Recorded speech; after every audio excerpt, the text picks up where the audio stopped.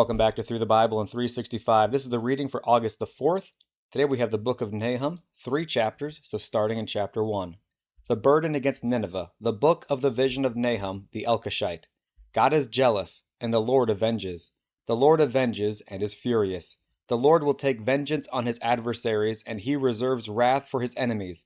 The Lord is slow to anger and great in power, and will not at all acquit the wicked.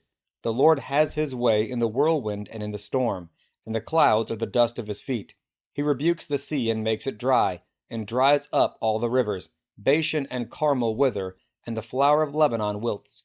The mountains quake before him, and the hills melt, and the earth heaves at his presence. Yes, the world and all who dwell in it. Who can stand before his indignation, and who can endure the fierceness of his anger? His fury is poured out like fire, and the rocks are thrown down by him. The Lord is good, a stronghold in the day of trouble, and he knows those who trust in him. But with an overflowing flood, he will make an utter end of its place, and darkness will pursue his enemies.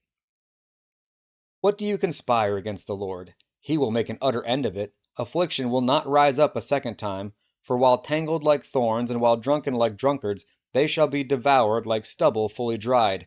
From you comes forth one who plots evil against the Lord, a wicked counselor.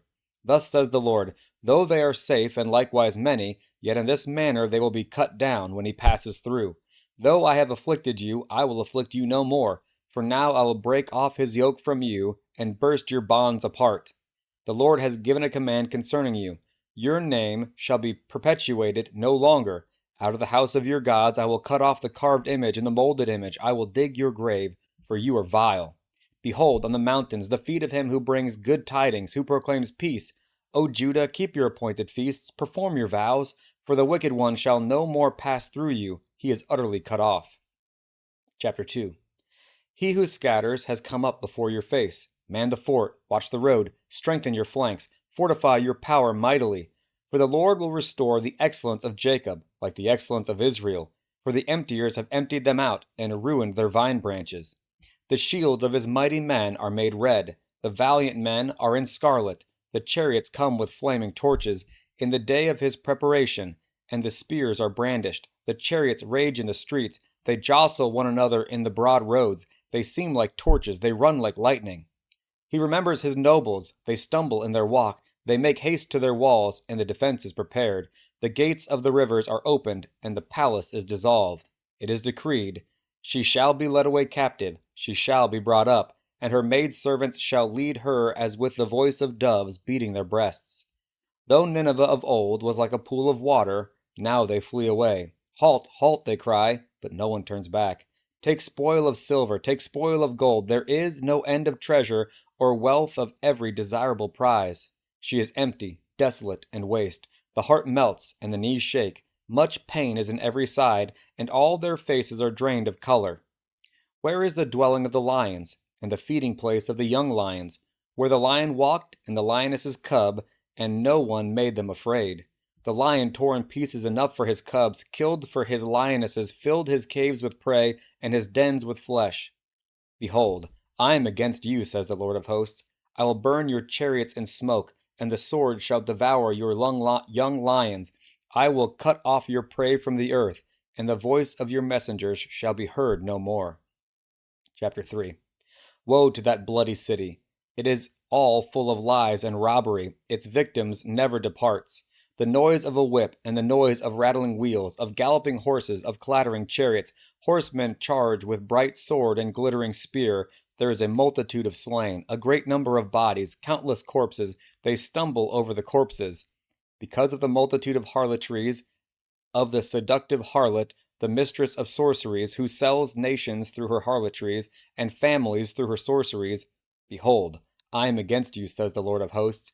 I will lift your skirt over your face. I will show the nations your nakedness, and the kingdoms your shame.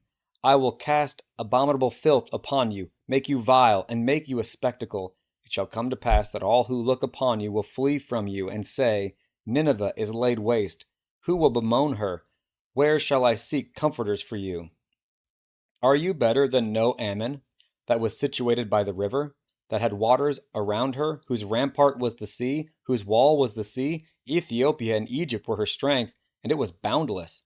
Put and Luban were your helpers, yet she was carried away. She went into captivity. Her young children also were dashed to pieces at the head of every street.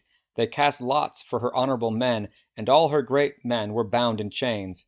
You also will be drunk. You will be hidden. You also will seek refuge from the enemy. All your strongholds are fig trees with ripened figs. If they are shaken, they fall into the mouth of the eater. Surely your people in your midst are women. The gates of your land are wide open for your enemies. Fire shall devour the bars of your gates. Draw your water for the siege. Fortify your strongholds. Go into the clay and tread the mortar. Make strong the brick kiln. There the fire will devour you. The sword will cut you off. It will eat you up like a locust. Make yourself many like the locust. Make yourself many like the swarming locusts. You have multiplied your merchants more than the stars of the heaven. The locust plunders and flies away. Your commanders are like swarming locusts, and your generals like great grasshoppers, which camp in the hedges on a cold day. When the sun rises, they flee away, and the place where they are is not known. Your shepherds slumber, O king of Assyria. Your nobles rest in the dust. Your people are scattered on the mountains, and no one gathers them. Your injury has no healing. Your wound is severe. All who hear news of you will clap their hands over you. For upon whom has not your wickedness passed continually?